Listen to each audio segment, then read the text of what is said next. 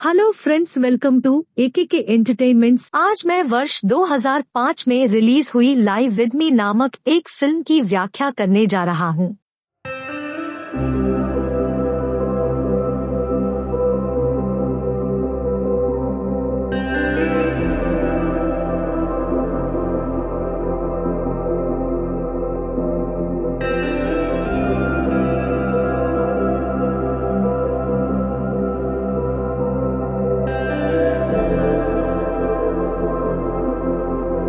Movie का उद्घाटन दृश्य कैमरा धीरे धीरे वयस्क वीडियो देखते हुए हस्तमैथुन करती एक युवा महिला पर जूम आउट करता है। वह अचानक उठ जाती है और एक पार्टी में सेक्स की तलाश में निकल जाती है। लीला ने सीखा है कि सेक्स के साथ पुरुषों पर उसकी कुछ शक्ति है, लेकिन उसे लगता है कि उसका एक हिस्सा अभी भी अछूता है, उसकी मुखरता के बावजूद वापस पकड़ रहा है। इससे पहले कि वह रात के लिए एक साथी चुन पाती, उसे डेविड ने बाथरूम में बंद कर दिया, जबकि उसकी प्रेमिका दरवाजे से बुलाती है। वह चली जाती है, लेकिन डेविड पर नजर रखती है क्योंकि वह एक शर्मीले लड़के को उठाती है, जिसके साथ वह बाहर एक बाड़ के खिलाफ यौन संबंध रखती है, जैसा कि डेविड अपनी कार से देखता है, जबकि उसकी प्रेमिका विक्टोरिया उससे प्यार करती है। लीला अपने एनकाउंटर पर पूरी तरह से नियंत्रण रखती है, जबकि डेविड पूरी तरह से निष्क्रिय रहता है।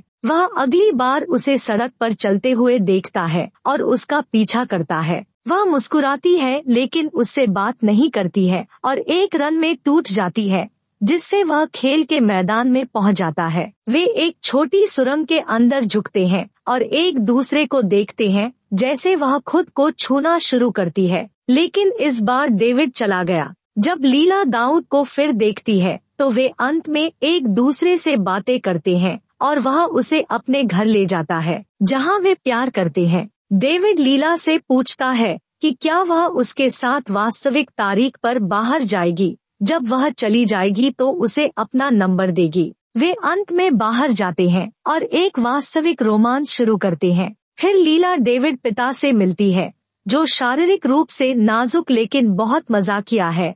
उसे अपने अपार्टमेंट में मेकिंग लव विद मोर शोर के बारे में चिढ़ाता है। डेविड अपने पिता की बहुत कोमलता से परवाह करता है, जो आकर्षक रूप से कायर है। लीला अभी भी कंजूस है। हालांकि डेविड की पुरानी प्रेमिका विक्टोरिया जब उसे नौकरी पर लेकर आती है तो वह डरती नहीं है। उसे चेतावनी दी जाती है कि डेविड के पास अंतरंगता के मुद्दे हैं। जब वे फिर से क्लब में जाते हैं तो लीला डेविड की प्रतिक्रिया को देखते हुए कुछ पुरुषों के साथ नृत्य करती है, और जब वे अपने स्थान पर लौटते हैं तो वह आहत और क्रोधित होता है। वह अपने डर को दूर करती है जब वह कबूल करता है कि वह उसके अलावा कुछ नहीं सोचता है, कि उसे उसकी जरूरत है, लेकिन वह ऐसे काम करती है जैसे यह सब एक खेल है। वह उससे वादा करने के लिए भीख मांगता है कि वह उसे नहीं छोड़ेगी, और वह करती है, लेकिन खुद इस पर विश्वास नहीं करती है। जब दाऊद अपने पिता को मरा हुआ पाता है तो वह सांत्वना के लिए लीला के पास जाता है, लेकिन वह नहीं जानती कि उसे कैसे दिलासा दिया जाए। यह संघर्ष की ओर जाता है और उसके साथ समाप्त होता है, जो उसे छोड़ने के लिए कहता है। बाद में वह पुनर्विचार करता है, लेकिन वह लीला को फिर से नहीं ढूंढ पाता है, क्योंकि वह उसके पहले नाम के अलावा उसके बारे में कुछ नहीं जानता। लीला को अपनी यौन दुनिया अधिक से अधिक असंतोषजनक लगती है और वह अधिक से अधिक निराश हो जाती है। वह शर्मीले लड़के को फिर से उठा लेती है, लेकिन जब वह उसके आज्ञाकारी आदेशों का पालन करने में असमर्थ होता है तो वह गुस्से में उस पर हमला करता है और घृणा में उसे अपने अपार्टमेंट से बाहर निकाल देता है। लीला अपने माता पिता के साथ समय बिताती है क्योंकि वे अपने अलग रास्ते पर जाते हैं,